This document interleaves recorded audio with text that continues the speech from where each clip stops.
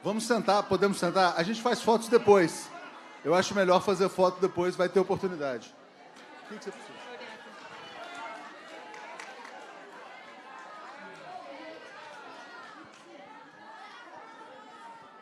Olá, gente. Vai acontecer uma coisa rapidinho aqui, antes da Dilma começar a falar. A gente vai fazer um vídeo que vai ser passado, talvez, essa semana ou amanhã mesmo, para o nosso querido presidente Lula. E a dinâmica vai ser o seguinte, me pediram para eu fazer, para algumas pessoas em particular fazer, inclusive a Dilma já fez também o dela em particular, mas eu queria aproveitar que a gente está todo mundo aqui, e já que eu estou aqui, né, e foi pedido isso para mim hoje, falei, Élica, faz um vídeo que a gente vai passar de um minutinho, menos de um minuto.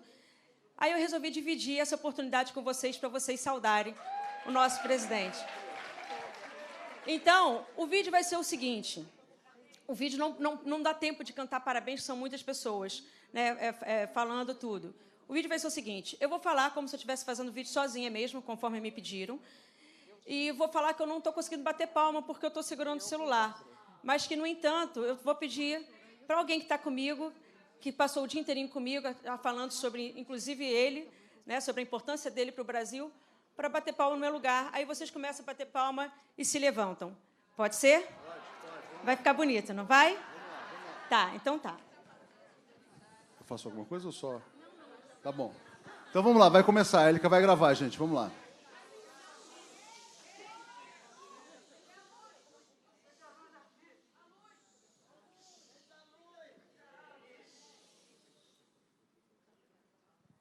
Oi, Lula, estou aqui te desejando toda a paz do mundo, toda a saúde que você puder ter. Nós precisamos muito de você, estamos muito saudosos, doidos para te dar um abraço. Eu queria muito, nesse momento, bater palmas para você, mas eu estou segurando o celular e eu não consigo. Então, eu vou pedir, né, para que uma pessoa, né, pessoas que estejam aqui ao meu lado, para que me ajudem a bater palma, que eu não estou conseguindo. Tá bom?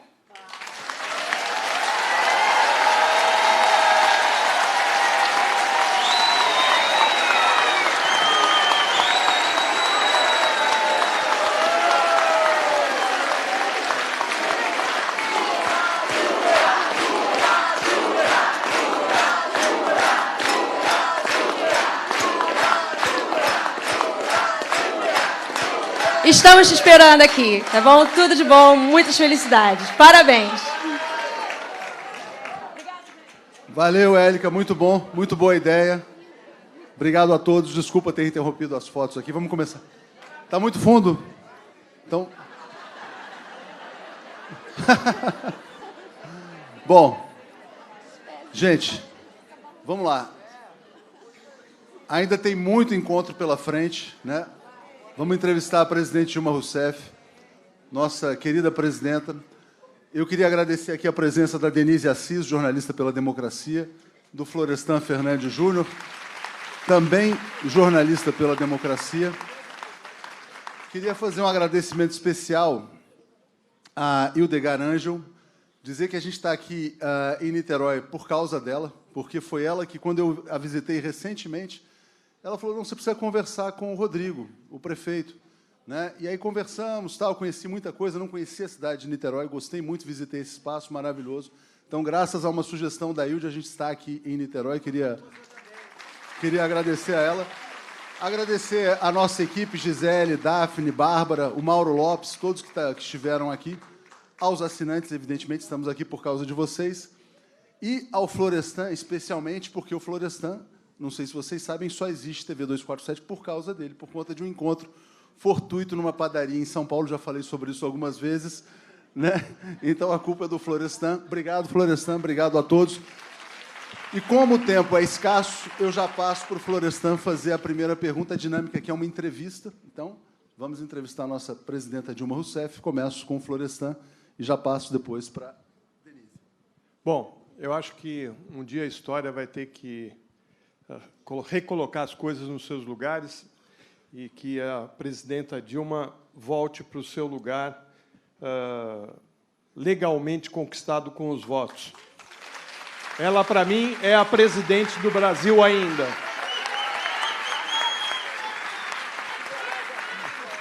Rigorosamente não, mas para mim é a minha presidenta, porque você foi tirada de maneira ilegal.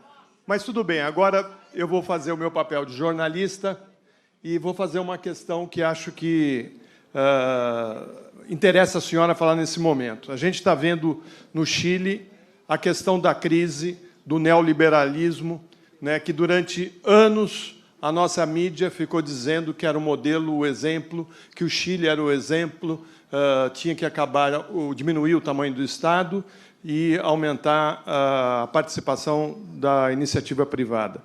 O resultado está indo nas ruas, milhões de pessoas protestando, desesperadas pela situação que se encontra.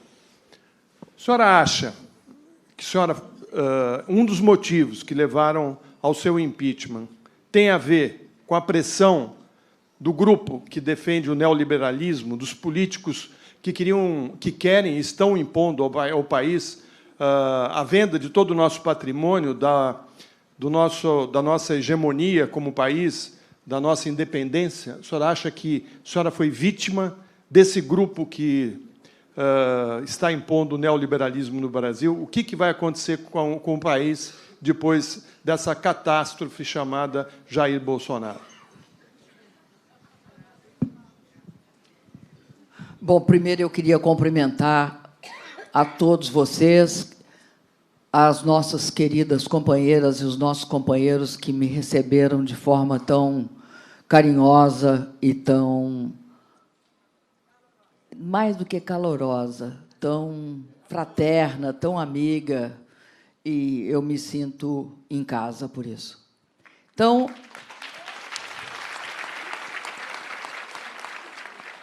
eu queria iniciar dizendo o seguinte: não há a menor dúvida que o que aconteceu no Brasil desde 2016 tem a ver, esse golpe, posteriormente a prisão do presidente Lula, a interdição para que o presidente Lula concorresse às eleições, tem a ver com uma questão que está ocorrendo não só no Chile, mas eu acho que ocorreu no mundo inteiro. De uma certa forma, o Brasil tem uma certa diferença em relação aos países centrais, principalmente aos Estados Unidos e aos países europeus, que é o seguinte: nos países desenvolvidos, o neoliberalismo ele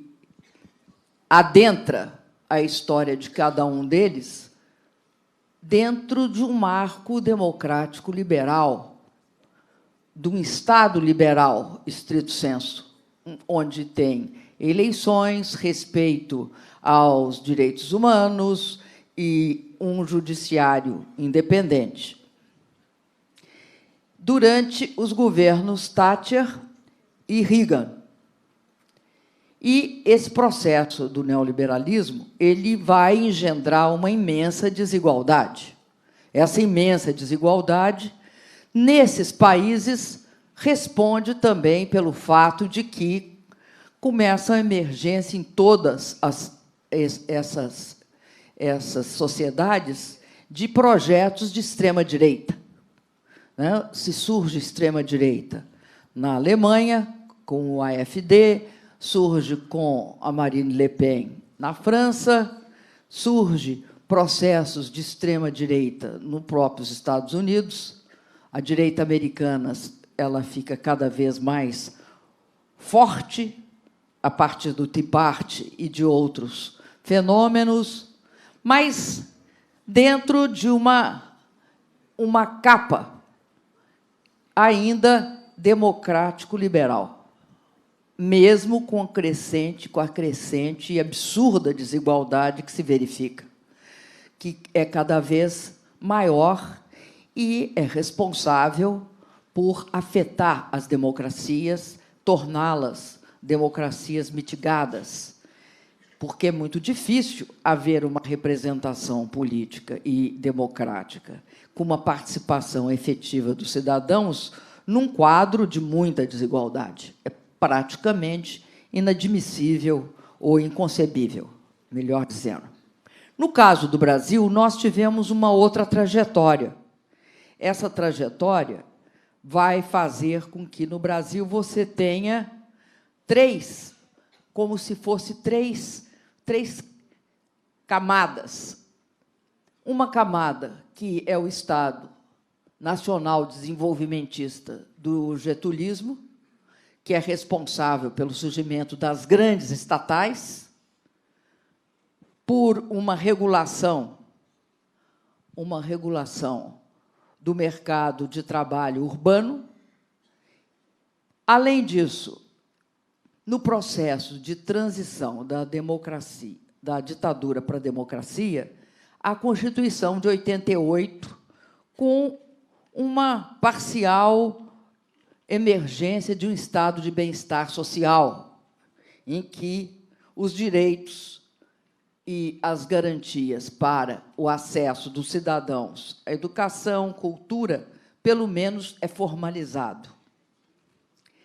E, a partir do governo Collor, e, sobretudo, no governo Fernando Henrique Cardoso, você tem o surgimento de algumas iniciativas eminentemente neoliberais. É bastante claro que havia uma outra lógica surgindo no horizonte quando se cria, dentro da política macroeconômica, o chamado tripé, que é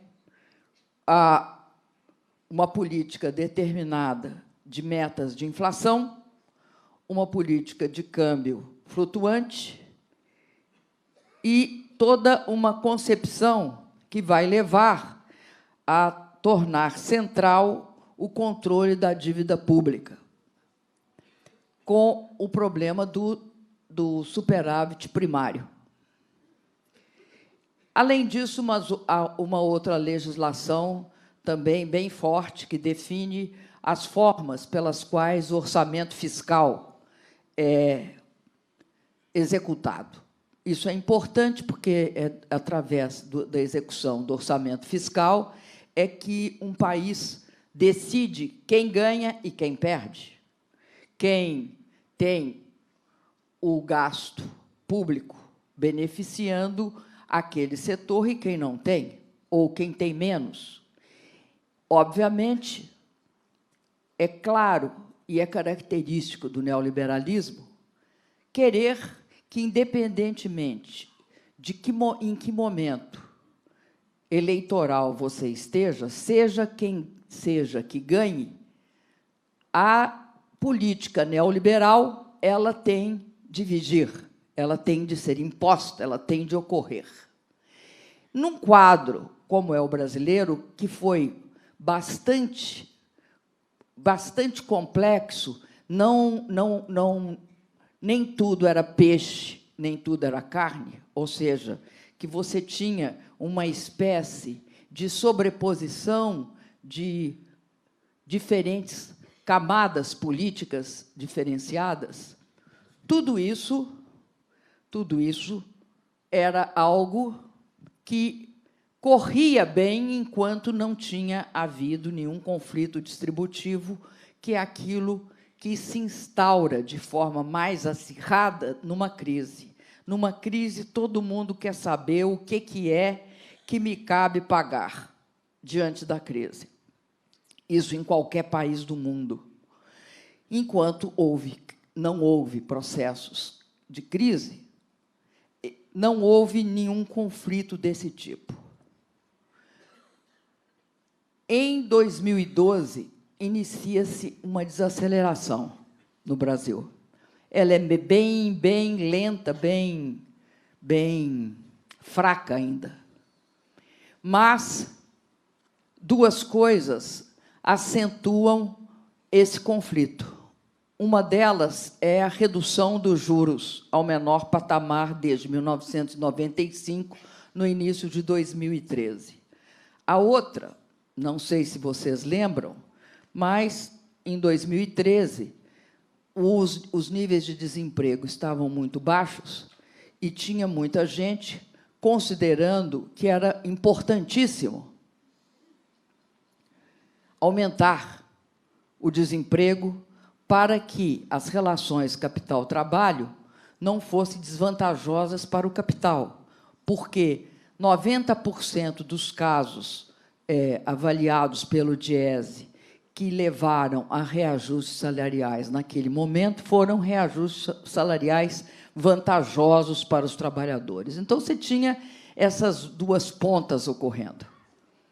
E que isso colocou na ordem do dia a importância e a necessidade de parar com essa história aqui no Brasil de que nós manteríamos as empresas estatais sob controle público, que nós continuaríamos sem desregulamentar o mercado de trabalho e que, portanto, nós não poderíamos continuar com a mesma política em relação aos gastos públicos. E isso implicou numa das campanhas eleitorais mais acirradas dos últimos tempos.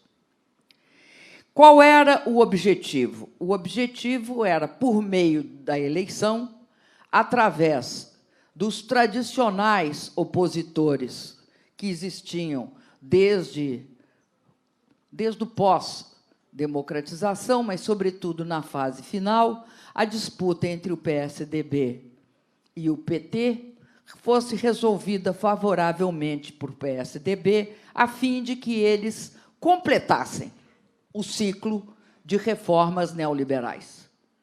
Essa era o móvel, o que movimentou, o que explica as condições nas quais se disputou a eleição de 2014.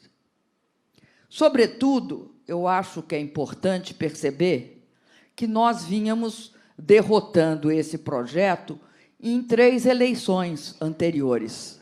E todas as vezes em que houve uma crise, e algumas crises ocorreram, houve uma em 2005, que foi combinada, não sei se vocês lembram, com toda a política de domínio do fato, do ponto de vista jurídico, e de tentativa de criminalização do PT, e que foi solucionada na sequência, rapidamente, se a gente pensar no tempo histórico, entre 2005 e 2006, ela foi solucionada contrariamente aos interesses daqueles que diziam, como disse o ex-senador Bonhauser, nós vamos tirar da face da terra essas pessoas, ou seja, se referindo ao PT. E o Lula é eleito na segunda volta, em 2006, é eleito, faz um governo brilhante, numa fase de expansão bastante acentuada do ciclo. Portanto, em 2014, eles não estavam dispostos a fazer o que eles fizeram naquele momento, em 2006, que era, nós vamos esperar, porque eles têm de sangrar. Eles começaram a perceber, se deixasse a gente sangrar, nós parávamos de sangrar e dávamos a volta por cima. Portanto, o que acontece é uma disputa acirradíssima.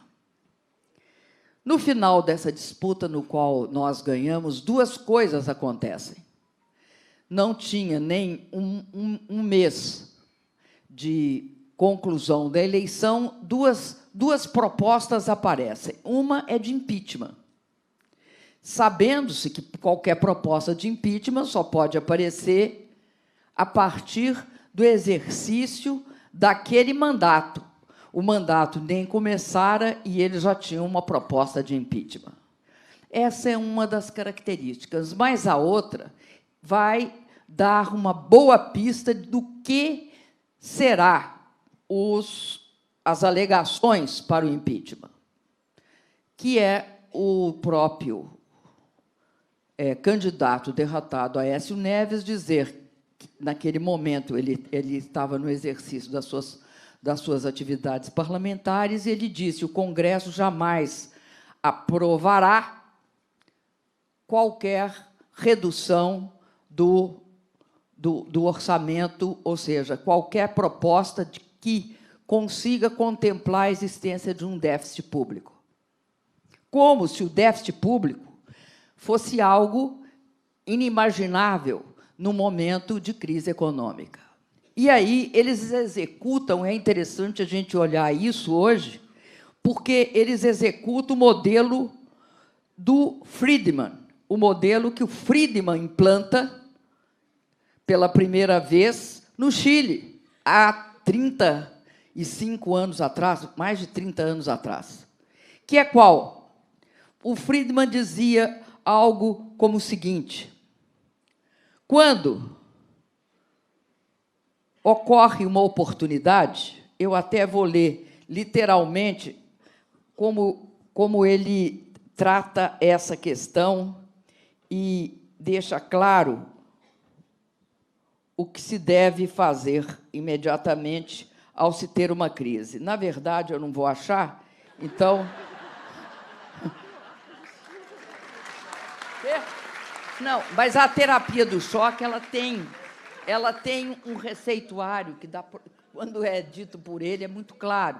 Ele diz o seguinte: somente uma crise real, ou uma crise provocada, ou uma crise que está em vias de ocorrer, pode permitir mudança verdadeira.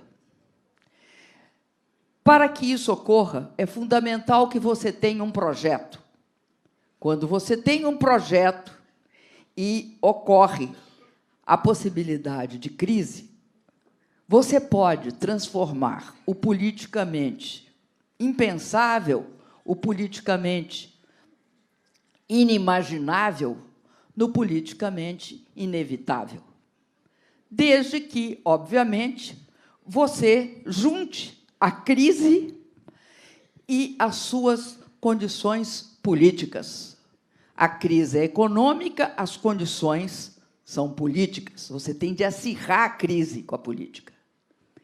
De uma certa forma, esse é um receituário que muitas vezes foi conhecido como terapia de choque, mas, na verdade, o aspecto mais importante é essa combinação de crise econômica com uma crise política claramente posta.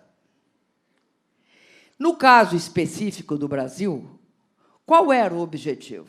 O objetivo era um só. Nós éramos um dos poucos países aqui da América Latina, e mesmo do mundo, que tinha um banco do tamanho do BNDES estatal, público, que tinha um funding que, naquele momento, quando nós capitalizamos, tinha um funding, era uma quantidade de dinheiro maior que a que tinha disponível o Banco Mundial, que tinha um banco que era um banco comercial com o Banco do Brasil, que é um banco público, e um como a Caixa, que era o único banco imobiliário desse país, porque não tem um empréstimo significativo, massivo, mesmo para as classes médias, por parte do sistema financeiro nacional. Além disso, tinha a Petrobras, que estava se tornando a 7ª empresa de petróleo do mundo, tinha a Embraer, que disputava na área de avião de jatos leves com a Boeing, tinha uma capacidade de produção de tecnologia, tanto na área de petróleo. Eu encontrei hoje uma pessoa aqui da Embrapa. A Embrapa era e é ainda, uma das grandes produtoras de tecnologia na área de agricultura. Enfim, era um país que o Estado Nacional, independentemente de quem seja o dirigente, tinha instrumentos e mecanismos para fazer política social e econômica. Esta é a diferença substantiva do Brasil. Se você comparar com a Argentina tinha saído do governo Menem sem a sua maior empresa de petróleo, que era a YPF, que foi vendida para a Repsol. Uma parte, até um pedaço pequeno, ficou com a Petrobras. Os bancos públicos desapareceram. Você não tinha, aqui na América Latina, nenhum Estado com a dimensão do Estado brasileiro. O que permite que esse Estado não se faz nem política social, nem política de infraestrutura e desenvolvimento, sem você ter os instrumentos. É como se você perdesse, se você não tem isso, você perde as suas mãos, você perde seu cérebro, você perde toda sua capacidade de ação. Vou dar só um exemplo. Como é que faz Bolsa Família? Bolsa Família é a gente sair por aí distribuindo dinheiro? Não é isso que é Bolsa Família.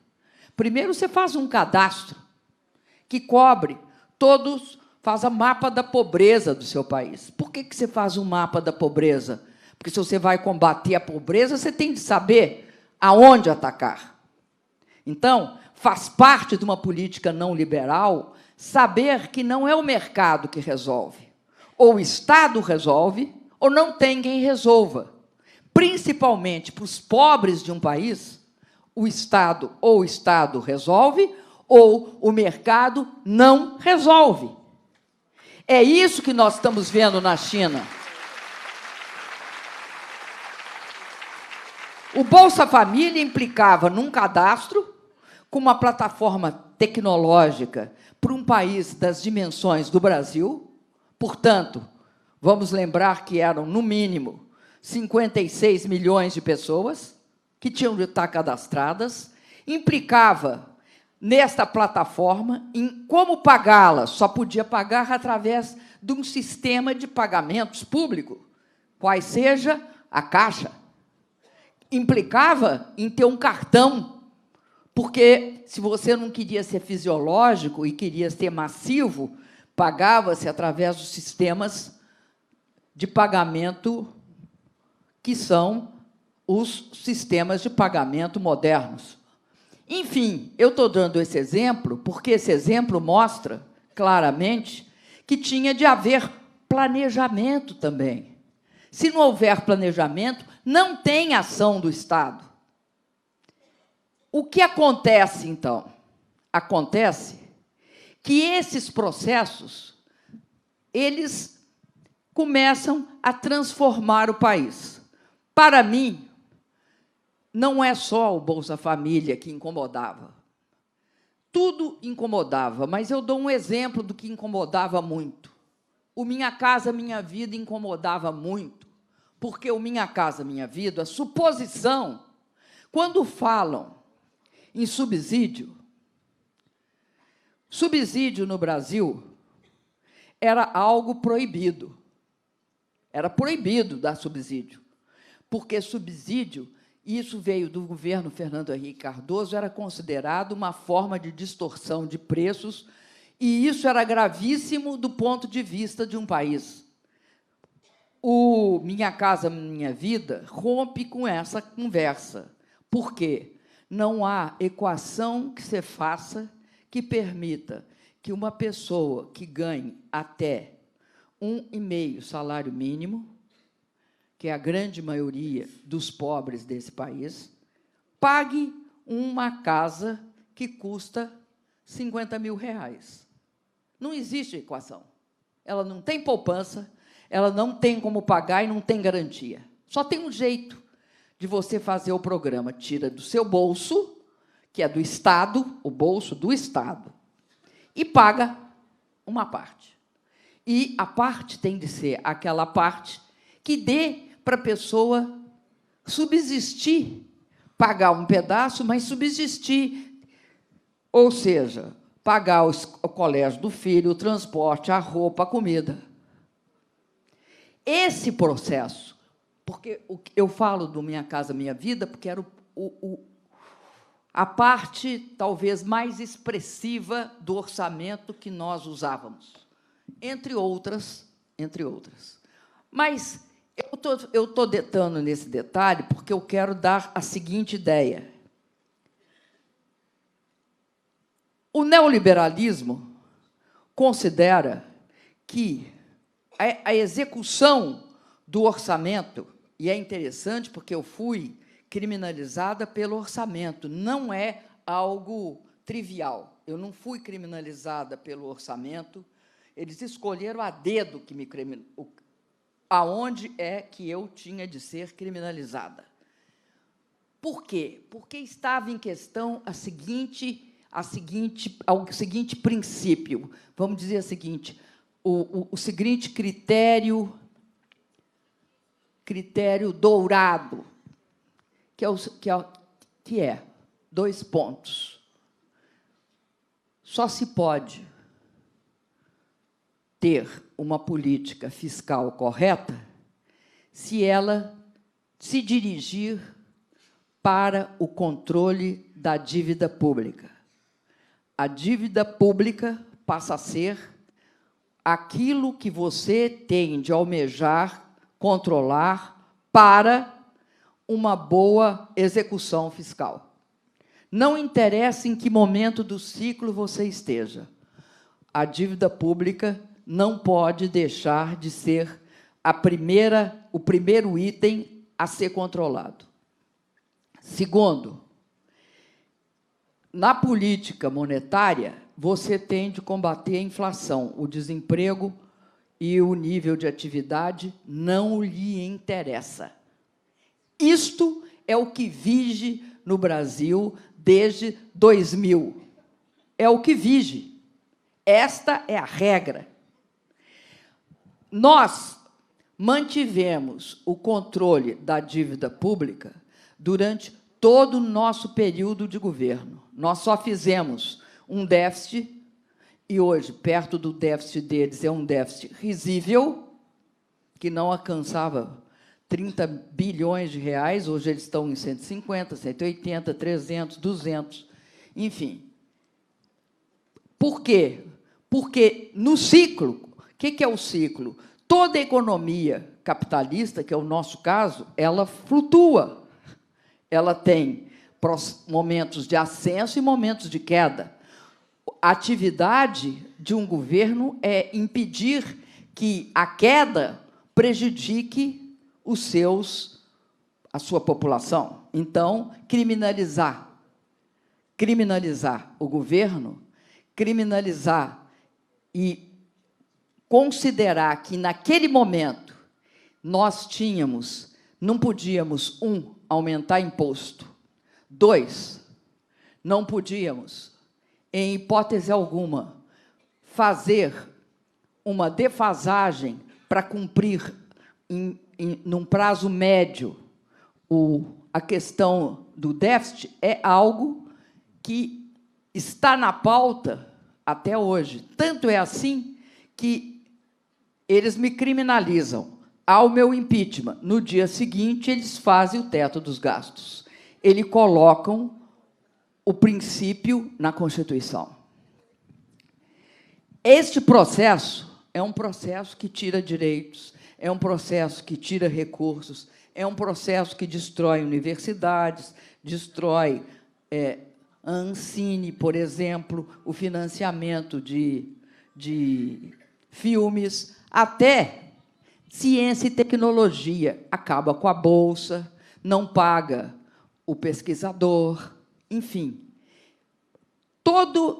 Toda essa função mais complexa do Estado, ela rui diante da necessidade de pagar juros. Esse é o desiderato, é o objetivo, é o cerne do neoliberalismo. E, no Brasil, ele não foi possível de ser implantado sem golpe de Estado através de eleição. E, por isso, ele precisou de um golpe de Estado, de um impeachment. Ocorreu o impeachment, era o primeiro ato do golpe, e eles tinham de continuar. Como tinha uma eleição em 18, tinham de pedir que nós voltássemos em 18. Daí, todo o processo estrutural da Lava Jato, que, além de criminalizar o presidente Lula, modifica as condições pelas quais há a relação entre o judiciário e os demais poderes. O judiciário passa a ter um papel de árbitro. E esse papel de árbitro, ele distorce alguns dos fundamentos básicos de uma democracia, que é que todos são iguais perante a lei. Isso acaba. Ninguém é igual perante a lei, desde que seja o Lula ou alguma dos militantes ou lideranças dos partidos de oposição. Este processo é um processo que corrói a democracia no seu fundamento.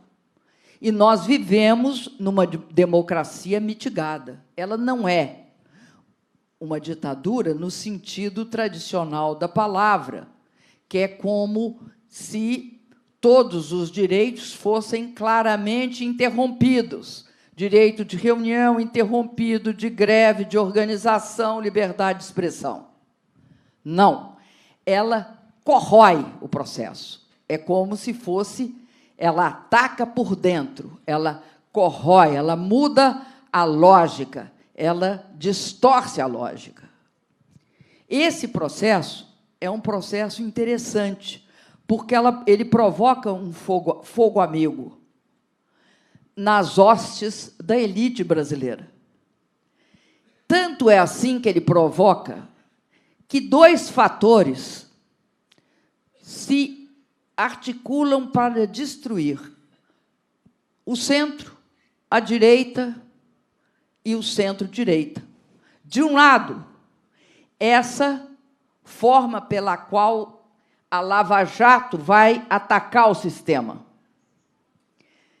E, ao mesmo tempo, o fato de participar, no início do processo neoliberal, também corrói esses partidos, porque, impunemente, você não pode fazer a reforma trabalhista, o teto dos gastos, a terceirização e achar que fica tudo por isso mesmo. Mas eu acredito que o que mais corrói é o fogo amigo, porque esse é um processo que tem como base a questão da corrupção, que é a forma pela qual a direita no Brasil sempre utilizou como arma quando se tratava de discutir se somos desiguais, porque somos desiguais porque nós merecemos isso por Deus, ou somos desiguais porque tem a mão dos homens neste processo. Evita-se uma discussão que, no Brasil, é impressionante. E ela é interessante porque há uma coisa que eu chamo de captura cognitiva. O neoliberalismo, mesmo quando ele não é implantado integralmente, como é o caso do Brasil, ele captura cognitivamente uma parte da sociedade, que passa a legitimar alguns processos. Exemplo, é o mercado que tem razão. Segundo, que eu acho algo interessantíssimo, pagar imposto é ruim. Não, aqui nós temos isso e muito sério. Eu quero aqui fazer uma afirmação que não há como, não existe nenhum processo, ainda vai ser descoberto, pelo qual é possível você ter um Estado nacional desenvolvimentista que olhe a sociedade sem imposto. Não há. E não é imposto, não é ICMS. É, por exemplo, imposto sobre transação financeira. Por que é que o Guedes quer um imposto de transação financeira? Por causa do seguinte: não é pelos belos olhos do imposto, é porque ele é, talvez, o que mais arrecade e evite evasão fiscal. E ele é o que mais arrecada, por quê? Porque, numa sociedade em que você diminuiu a participação da indústria na geração de renda, se aumentou a geração de renda via a especulação financeira ou o setor de serviços, o único jeito de não ter evasão fiscal será, no futuro, pelo menos, a tributação financeira. Não tem outro. Porque todas as demais evade. Vou dar um exemplo. Tributação de herança. A herança, hoje, pode ser colocada sobre a forma de securitização, ou seja, eu pego a minha herança, transformo em títulos, transformo em rentabilidade financeira. É essa a forma prioritária do processo de herança. Ah, não, então eu vou tributar riqueza. Perfeitamente, a mesma coisa acontece. Toda a riqueza está financiarizada no mundo. Então, este é um problema sério que vai ter de ser enfrentado em quaisquer circunstâncias. E vamos lembrar que nós, além disso, somos um dos poucos países do mundo, nós e mais um outro, que não tributa dividendos. O trabalhador que ganha 3 salários mínimos, 4 salários mínimos, eu já não sei quanto é que está a isenção, mas ele paga seguramente mais do que um senhor que recebe lucros. A gente sabe disso. Quem não sabe que qualquer empresa pequena ou média paga menos imposto que um assalariado, um trabalhador? Esse processo é um processo de captura cognitiva, sim. Porque nós achamos que é mal pagar imposto. Mal. Então, qual é a frase? Gasta-se mal. Com que? Vamos discutir daqui para frente com que se gasta mal. Porque no Brasil se gasta. Ninguém discutiu que o teto dos gastos não contemplava despesa financeira. Segunda questão, que é a captura cognitiva. Juro. Em 2013, quando os juros foram reduzidos, não houve, por parte da sociedade, nenhuma manifestação de apoio. Por que será? Por um motivo muito simples. Porque em toda a atividade econômica, a riqueza está financiarizada. Toda grande empresa brasileira tem um banco. Toda a forma pela qual as pessoas, qualquer empresa, ela lucra pela sua atividade e pelo exercício da atividade financeira.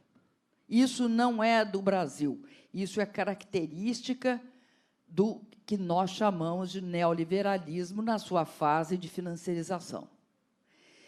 A captura cognitiva é outra coisa também, que é o seguinte: no Brasil se fala da meritocracia. Meritocracia num país que tem a mais elevada participação na riqueza derivada de herança. Pode ser meritocrático? É meritocrático nascer? Essa é outra questão séria, que aqui se discute menos do que num país como os Estados Unidos, que estão discutindo os bilionários. E nós temos de discutir os milionários. O Chile, onde 1% concentrava, ou seja, 1% da população concentrava 33% da renda. Este é um processo que não ocorre só aqui. A captura cognitiva leva a que não se discuta essas questões. Eu digo para vocês que eu fiquei estarrecida quando os juros... Não foi o juro que reduziu, não. É uma história contada torta. O que reduziu foram os spreads. Ontem eu fiquei estarrecida vendo na Globo News. Estou querendo saber por que a Globo News está falando isso. Não pode? Mas eu posso. Eu vejo. Eu posso.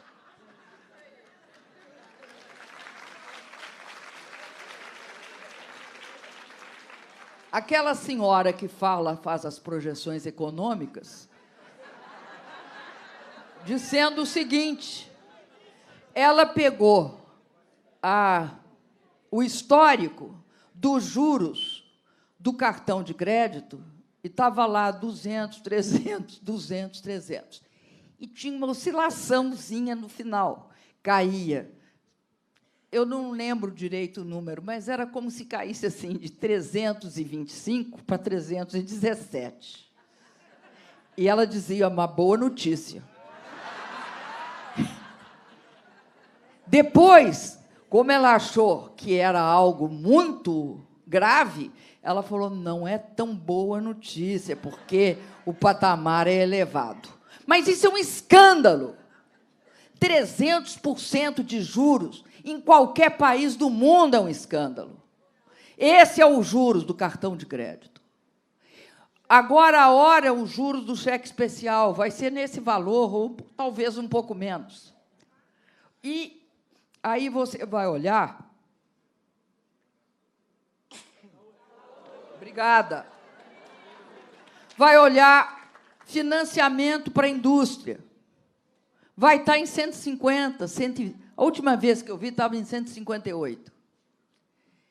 E aí, a gente escuta a seguinte história. Tem de fazer infraestrutura. Tem de fazer infraestrutura no Brasil. Eu quero ver fazer infraestrutura no Brasil sem financiamento.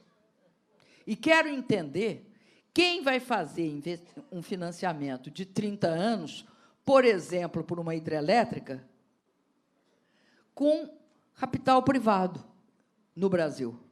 Quero ver. Eles destroem as condições pelas quais é possível financiar mesmo o setor privado. Por quê?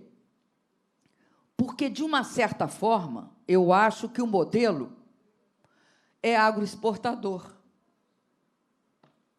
Tanto que é agroexportador que, para a tristeza do pato amarelo, o ministro da Fazenda vai a público e propõe, neste momento de concorrência acirrada internacional, de escrachado protecionismo, propõe uma redução das tarifas dos bens industriais brasileiros em mais da metade.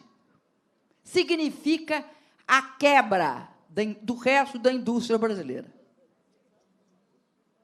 Então, é importante que nós percebamos, nós não podemos continuar capturados cognitivamente pelo que eles consideram ser as coisas mais importantes.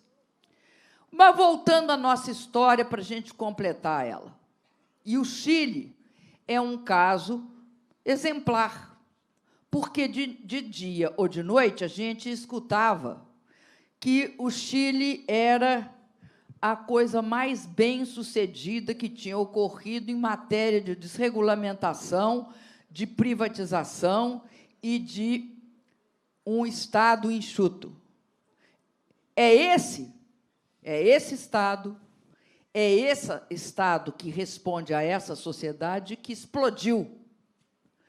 Essa explosão do Chile é uma explosão muito significativa, porque, pelo que dá para depreender, eles não aceitam simplesmente algumas reduções ou melhorias. Eles querem uma nova Constituição, porque a que eles têm, eles herdaram do período Pinochet. E é ela que permite, em termos de regulação do Estado Nacional, a situação em que eles estão. Pois bem, aqui no Brasil, a diferença de tudo é que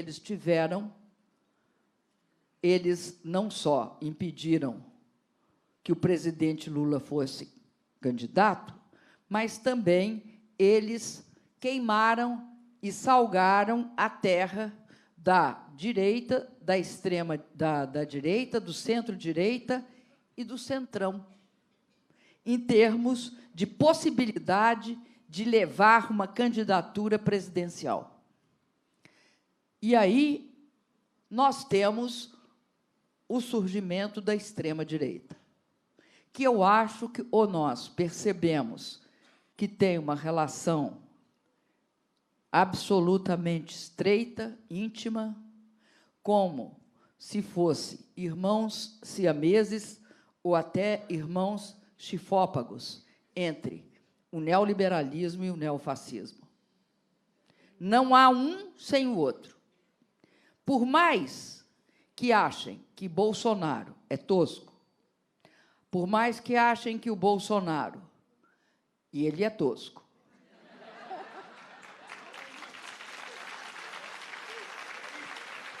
por mais que achem que ele é inadequado, por mais que se ache que ele não tem as menores condições de se comportar como um presidente da República.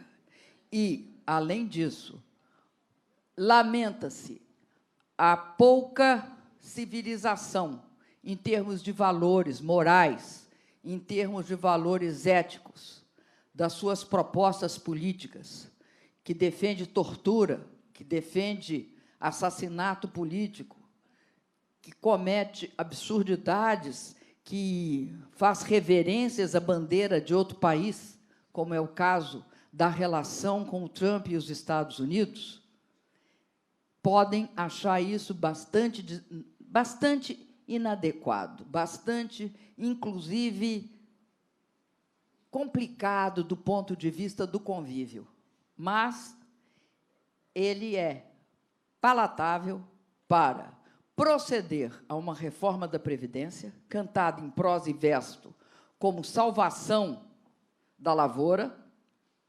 Ele tem na sua pauta a privatização, que, na verdade, é a desnacionalização de empresas, como é o caso da Petrobras, o que é gravíssimo, porque isso não tem volta. Se fizer isso, não tem volta. Ele, ao mesmo tempo, defende a privatização da Universidade Federal, que é outra coisa gravíssima, porque aí não tem processo mais, eu diria assim, mais complexo de tirar uma parte da população que está na pobreza e na miséria, da pobreza e da miséria, em que a educação é o elemento fundamental. Eu acho importante, inclusive, a gente meditar sobre o que aconteceu durante o nosso governo com no caso do ensino médio, com jovens homens e mulheres negros na idade certa no ensino médio. No fato de que 52%, não, 51%, hoje, em 2019, na universidade, é negra. Não nasceu ontem. Se hoje tem 51%, 52% negro, é porque nós colocamos a possibilidade dos negros adentrarem a universidade brasileira, porque a miséria e a pobreza no Brasil tem cara, face. É negra, é mulher. Não que os homens não tenham também, mas é, sobretudo, mulher, pela desigualdade de distribuição da renda quando se trata de sexo. E é criança e jovem. E, se nós não percebermos que um dos elementos fundamentais é a educação, e liquidar a educação pública federal é irreversível, pelo menos por um período de uma geração. Além disso, a questão que nós assistimos, né, se precariza o trabalho, se torna o trabalho não formal, como é que as pessoas vão se aposentar? Não vão. Não vão. Não vão. O sistema não fecha. E, se vier agora com o sistema de capitalização, piora. Nisso tudo, nós temos uma situação. Essa é a situação diríamos, econômica e social, mas tem uma situação política, que é uma democracia mitigada. Eu não digo que é um estado de exceção aberto, ele é um estado de exceção cheio de contradições internas. E isso é algo que nós temos também de passar a analisar e lembrar duas coisas.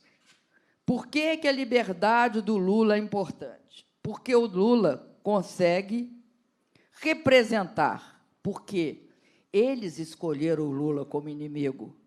Não foi algo que caiu do céu. Ele é o inimigo, escolhido a dedo. Ele foi perseguido sistematicamente. O lawfare foi isso. Mas, além disso, tem um outro aspecto.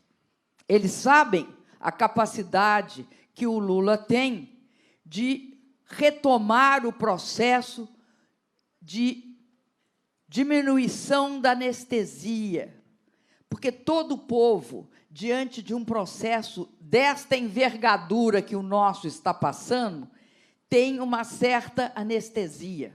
O próprio Friedman dizia que, durante 6 a 9 meses, é o período em que as pessoas ficam perplexas diante de algo que está acontecendo de surpresa. O que o Lula representa é uma imensa capacidade de mobilização. Aquilo que nos caracteriza é dizer o seguinte: mesmo que, nos primeiros momentos, possa parecer para você que nós não vamos ganhar, pode ter certeza que, se nós insistirmos e teimarmos, nós mudaremos o país. Eu acho que cada país tem a sua forma de lutar. Eu conto isso para vocês porque, em alguns momentos, eu sempre quis que houvesse uma solução mais explícita. Então, eu fui convidada para participar de uma grande reunião internacional de centrais sindicais. E lá, na reunião, tinha vários países do mundo, e entre eles estavam nossos companheiros argentinos.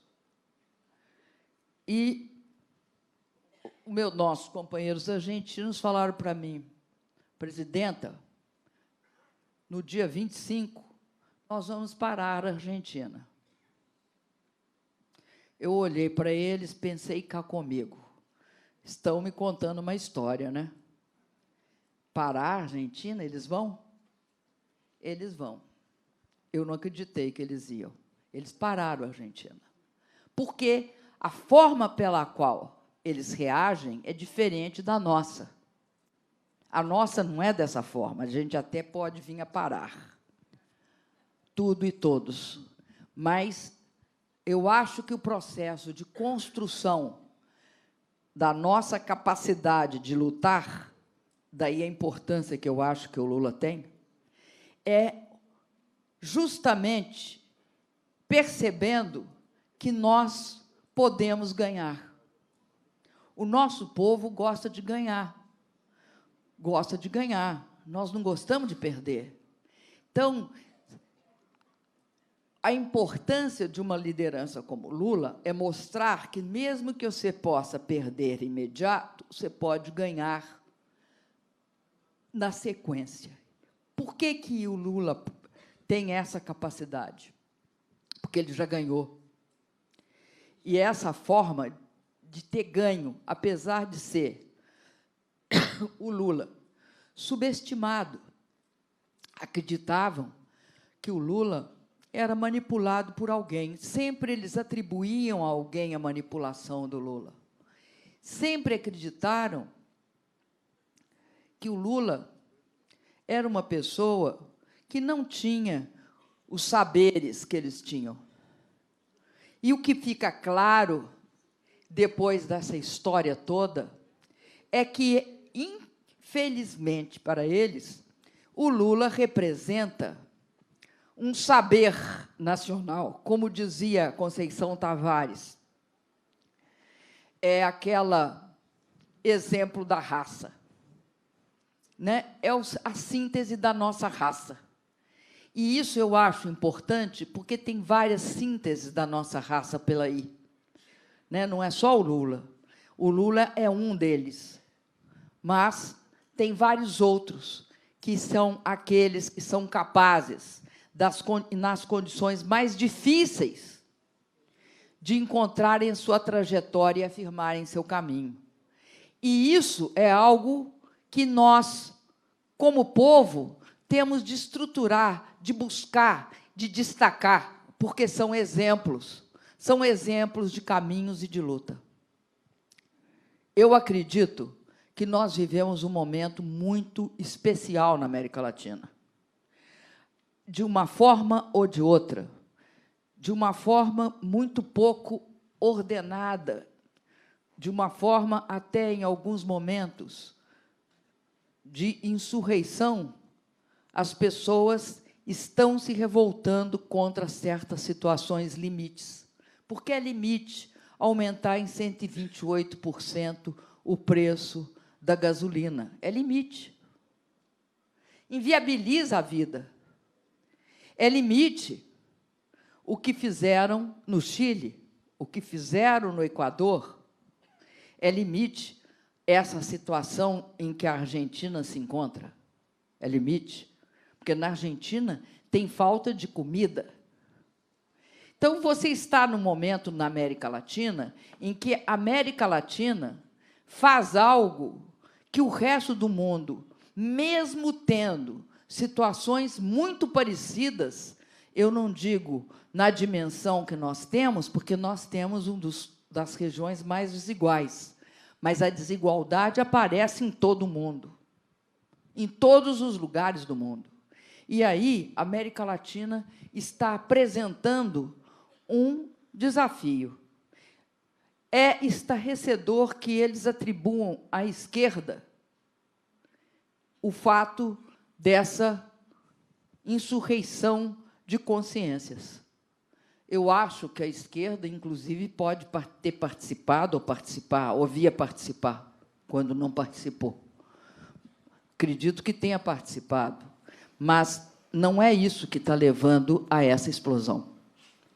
Eu acho que está na hora da gente discutir este modelo neoliberal na sua inteireza, não em partes dele, não aceitando a captura cognitiva, não aceitando o que é a lógica que impõe. Nós temos de decifrá-lo, porque sem decifrar, nós não conseguiremos fazer a crítica, dentro daquele princípio que, para transformar, você tem de entender, você tem de compreender, sobretudo.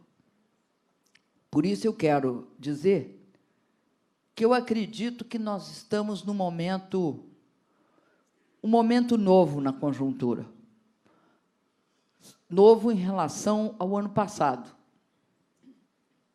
novo em relação ao que vinha ocorrendo, que é essa clara ruptura de massa, com a consciência de que basta. Isso é algo que eles vão tentar, de todas as formas, esconder, escamotear e fazer desaparecer. Mas a consciência do basta tem efeitos sobre multidões. Vai marcar, eu acho, o nosso país, a América Latina e os outros países. Não acredito que isso vai passar em branco. Eles, não tenho dúvida, eles vão tentar de tudo fazer desaparecer esse processo. Até porque perderam o lugar, quando eles diziam para nós, perderam aonde dizer que nós devíamos nos inspirar. Eles perderam a referência, o exemplo. E para nós é algo importantíssimo isso, que eles tenham perdido a referência e perdido o exemplo. É na nossa mão, está na nossa mão romper com essa forma de visão que eles nos impuseram. Muito obrigada.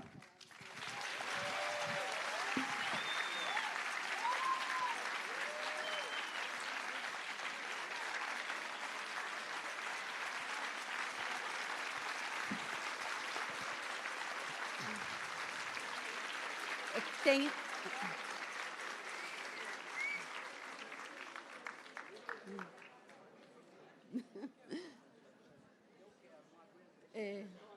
Olha, boa noite a todos e a todas.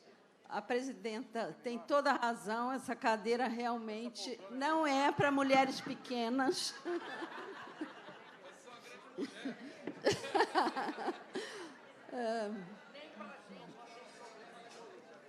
Pois é. Depois desse passeio pela história, um passeio socioeconômico, essa aula, é muito difícil engatar uma outra pergunta, mas o jornalista ele tem como característica a curiosidade. E, então, eu vou ousar fazer uma pergunta de caráter quase pessoal, uma curiosidade que ficou lá atrás, no momento do impeachment.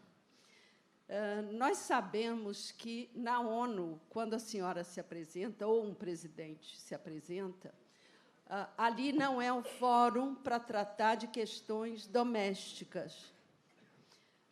Na ONU se trata de questões internacionais. No entanto, quando a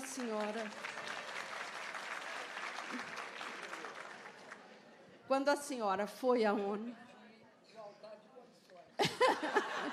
Vou reivindicar. Quando a senhora esteve na ONU, num momento muito delicado para nós e para a senhora fez muito bem em denunciar a espionagem de que era vítima naquele momento. Nós estávamos em ebulição, numa escalada já do golpe, e a senhora tocou nesse ponto com muita propriedade e fez essa denúncia. Nós que estávamos em casa ficamos torcendo para que a senhora avançasse na sua denúncia e tocasse no tema golpe, ou, pelo menos, na fragilidade do momento brasileiro pelo qual a senhora estava passando. Passou pela sua cabeça fazer essa denúncia na ONU naquele momento e por que não o fez?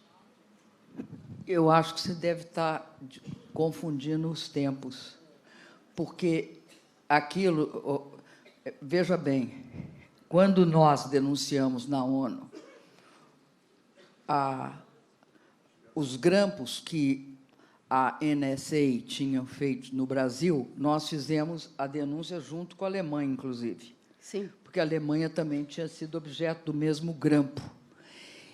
E, na época, ainda nós nem tínhamos tido eleição. Não, tem razão. No Brasil. Mas a foi senhora voltou um momento à ONU. anterior. Uhum. Não, aí, quando eu fui assinar... Você deve estar confundindo que quando eu fui assinar o Acordo de Paris. Isso. Quando eu fui assinar o Acordo de Paris, eu não denunciei o golpe, eu denunciei na lateral. Eu não porque era a assinatura do Acordo de Paris e a gente tinha de falar sobre o Acordo de Paris. Uhum. Tá? Não cabia a mim chegar lá e falar, usando a O abertura do Acordo de Paris, falar em golpe. Uhum. Mas, absolutamente, ato contínuo. Ou seja, saí daqui, fui para ali e falei no golpe, fiz uma denúncia para toda a imprensa internacional presente, Sim. num espaço também, não um espaço formal, mas um espaço lateral deles. Sim, porque naquele momento não havia ainda o processo de impeachment. Não havia. Mas havia já uma mas eu falei sobre ele. Para o golpe. Falei sobre o processo. Certo. Disse, inclusive, naquele momento, fiz uma denúncia dizendo, inclusive, que era golpe, que não se tratava de nenhuma outra forma, porque eles diziam, não é golpe porque não tem tanques na rua. Muita gente falava isso, muita gente boa, inclusive, falava que, como não tinha tanque na rua, não era golpe. E aí foi lá que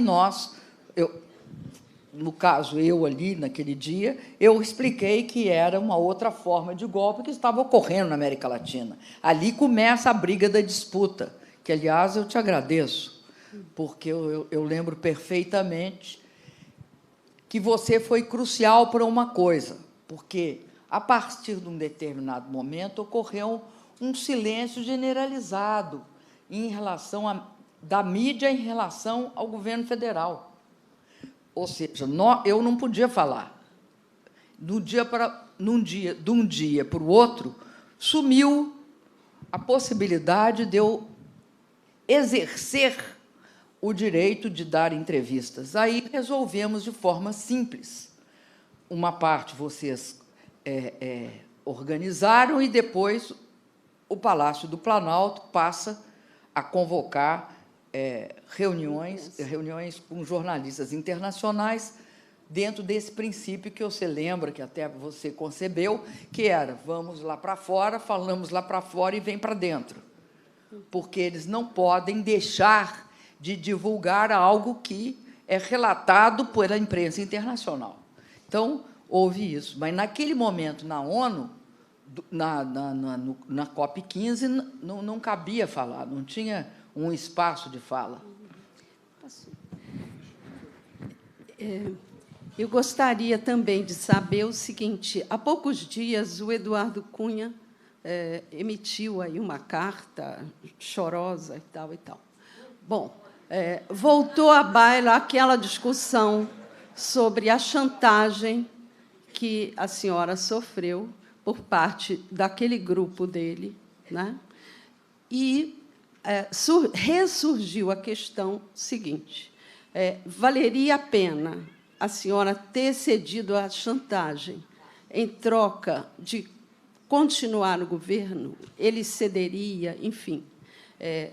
A senhora chegou a considerar essa possibilidade? Denise, eu já vou, antes de passar para a presidenta, só complementando, só queria fazer um comentário, porque a gente tem aqui, depois da fala da Dilma, ainda uma apresentação musical muito boa, está aqui muito aguardada, que é o Samba de Fato.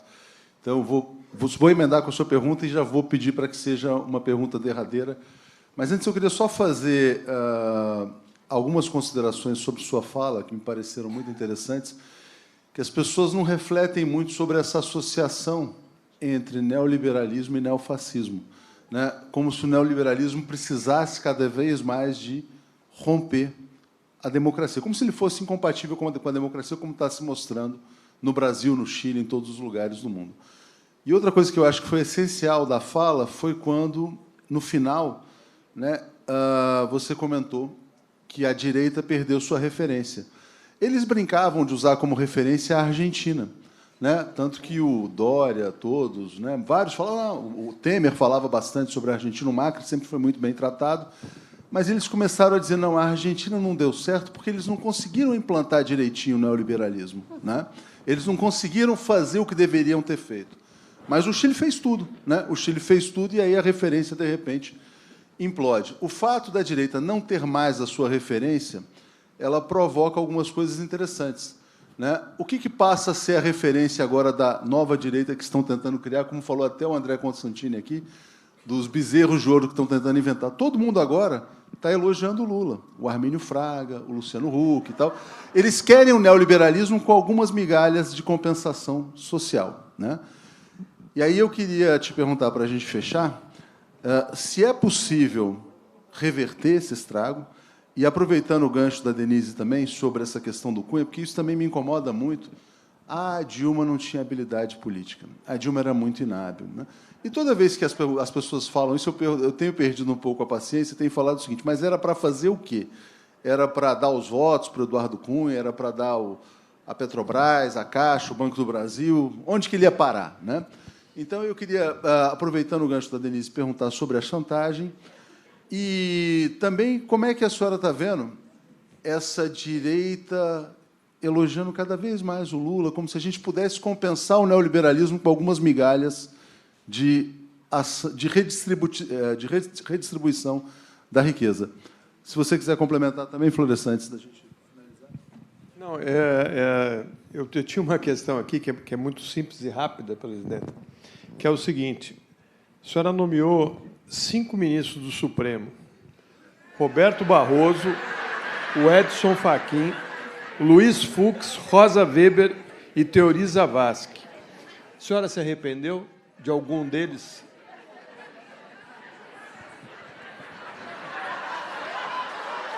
É que não é essa a questão, querido.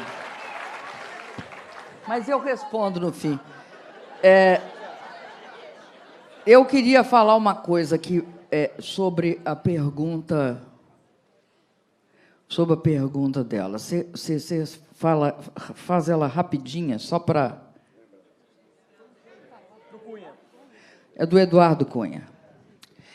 Eu acho que tem uma forma de ver a coisa que é até muito razoável que seja assim, que é muito um fenômeno imediato de uma relação entre uma pessoa e a outra.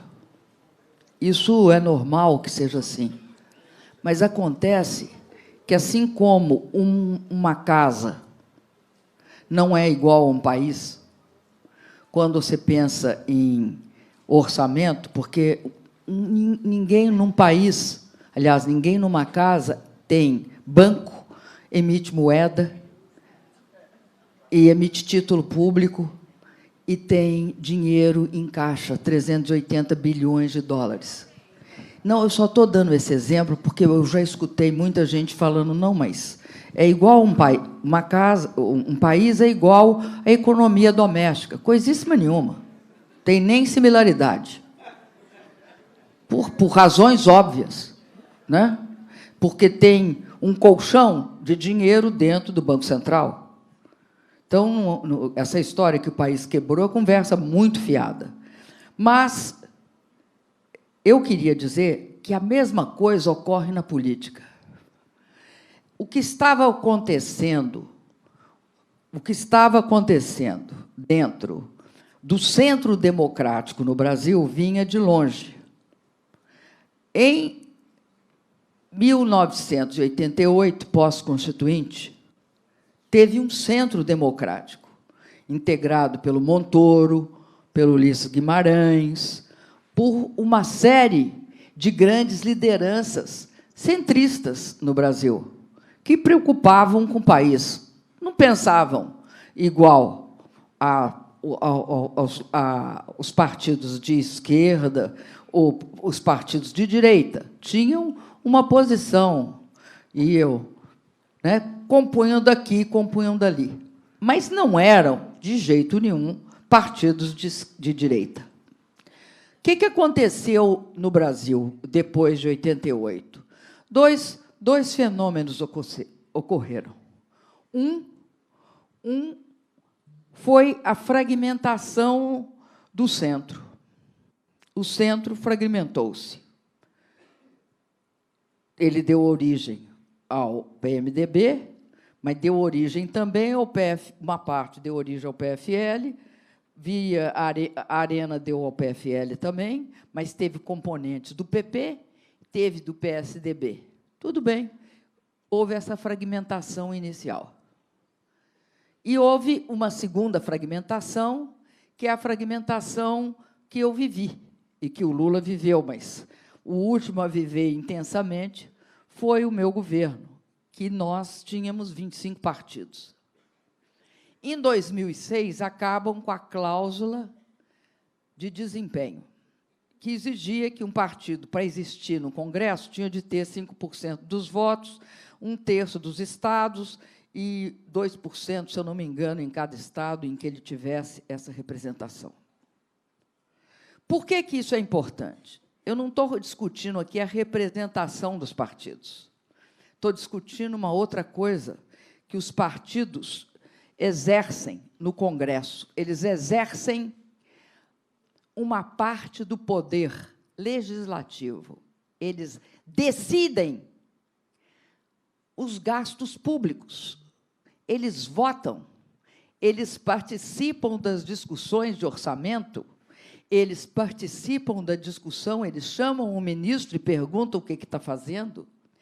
Ou seja, tem uma série de interferências na gestão legislativa, que isso é ofuscado, muitas vezes por uma discussão só sobre representação, porque os partidos, se não têm representação fora do parlamento, dentro do parlamento tem, porque são os líderes que falam, são eles que votam.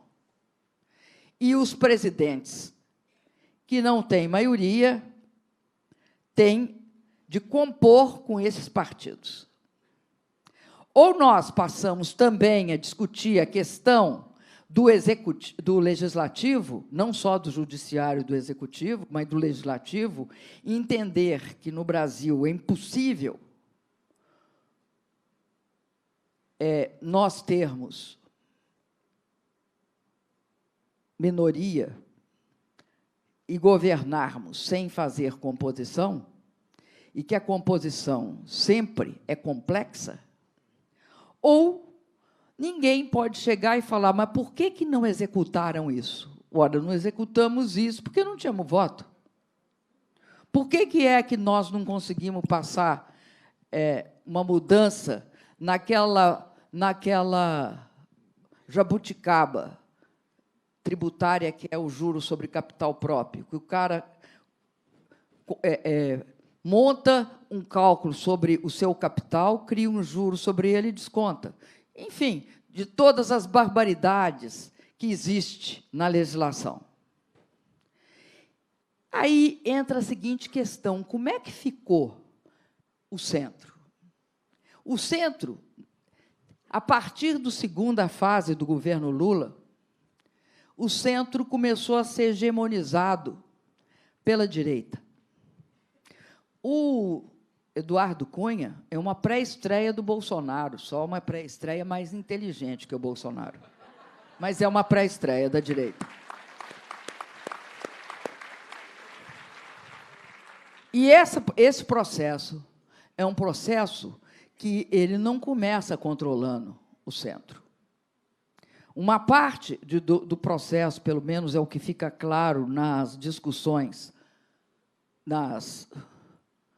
no que dizem o Ministério Público e a Justiça sobre ele, significa o seguinte, ele tinha um processo de arrecadar recursos para montar uma estrutura dentro do Congresso. Uma estrutura de negociação, mas também uma estrutura de controle.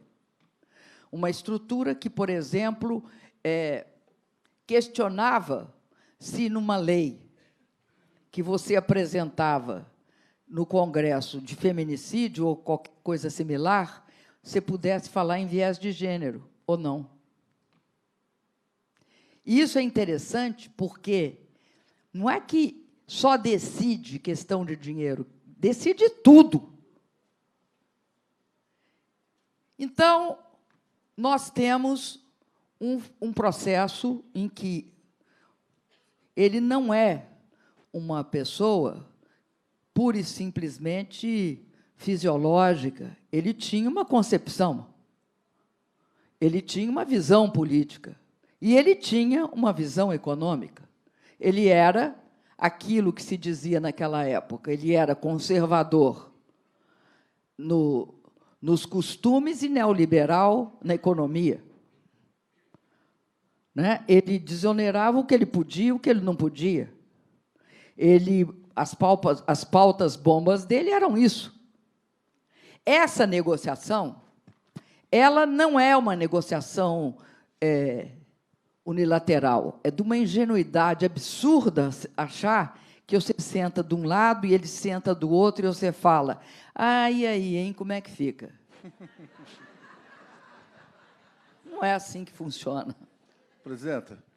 Então, não, me desculpa, eu acho assim uma tolice esse problema. Não é por isso, é porque a pessoa tem um projeto, ele tinha um projeto. O projeto dele, além de se escapar das mãos da justiça, diríamos assim. Ele tinha um projeto e tinha uma concepção.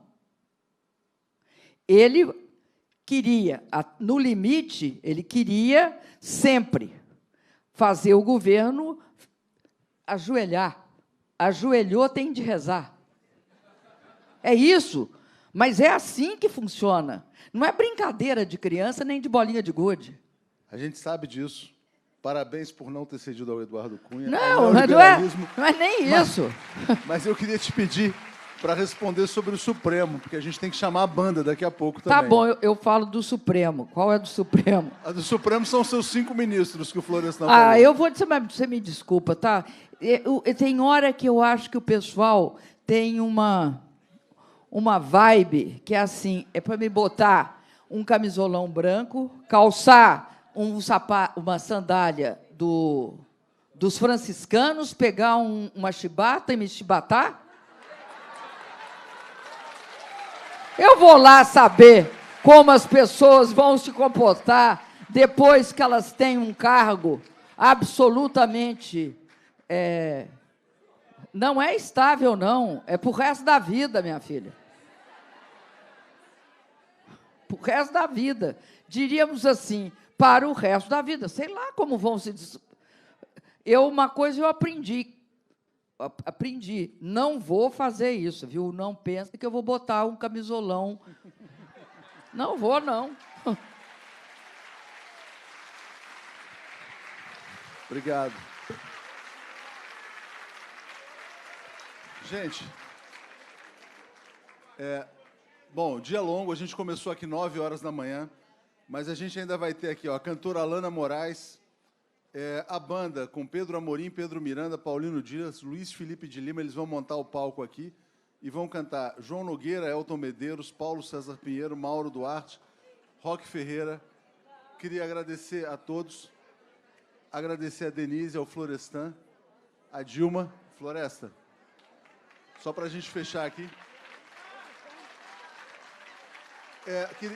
Eu queria só te passar para uma fala final, lembrando amanhã do aniversário do Lula. A gente encerra com o aniversário do Lula e a gente chama a banda aqui. Bom, gente, eu acredito que a gente quer o Lula livre. Nós todos queremos o Lula livre. E nós queremos o Lula livre para andar por esse país. Por isso que nós sabemos que ele tem razão em não aceitar, como ele não aceitou negociar a sua prisão, ele não negocia também a sua soltura.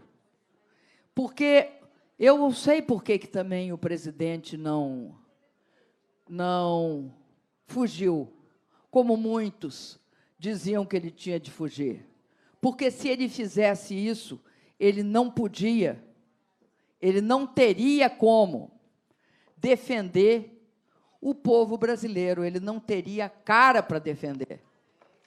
Ele tem cara, ele enfrentou uma prisão. E agora, nós queremos ele livre para lutar conosco. Sintetizando muito, senão ele fica muito bravo. E é isso que nós sabemos que ele fará. Ele vai lutar lado a lado com cada um de nós. Tenho certeza que esse dia de aniversário, que é o dia 27, ele também tem direito de desfrutar da vida com seus filhos, seus familiares, e recompor a sua vida. Nós queremos isso para ele. Nós queremos também que ele tenha saúde e, sobretudo, nós queremos que ele seja feliz. Parabéns, Lula. Obrigado a todos. Quem quiser sair um pouquinho, quem quiser ficar, fica. Eles vão montar o palco rapidamente e daqui a pouco começa a nossa confraternização aqui. Obrigado, gente. Valeu. Valeu, Niterói, Rio de Janeiro. André Diniz. Obrigado ao André Diniz. Obrigado a todos. Obrigado ao Rodrigo Neves. Obrigado, Florestan. Obrigado a todos.